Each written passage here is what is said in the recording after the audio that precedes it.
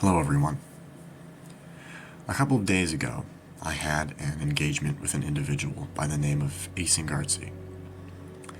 Now, this individual was rather unusual.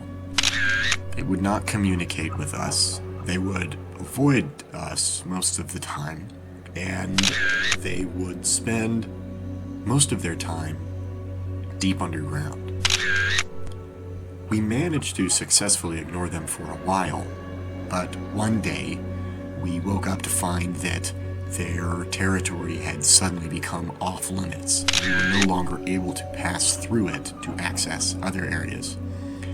This crossed a line for us, and we had to step in. I presented an ultimatum. They could be accepted into the nation, or they could be removed from the island. Now, this person denied both of those options and stated they wished to move locations on the island to the western wing and remain unbothered there. I said I would kill them if they didn't leave, and so they left. They moved far west to the Blob Island, as it is affectionately or unaffectionately nicknamed, and they just lived there. Undisturbed, not disturbing us. I did not think anything of this until negotiations with Halia occurred, and I suggested the idea that Halia relocated their operations on our island to the Western Blob Island.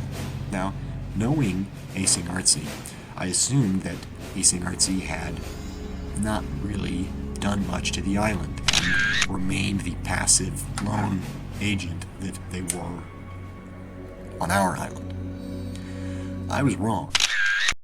Aceburg became the Minecraft Onceler and constructed a massive fortress inside a mountain in which they industrialized and produced vast amounts of wealth.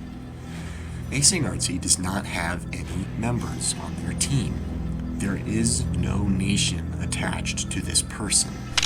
There are no people who benefit from these actions other than Aceburg.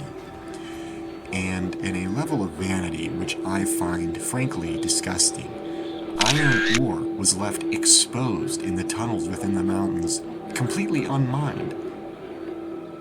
There is no reason to do something like this.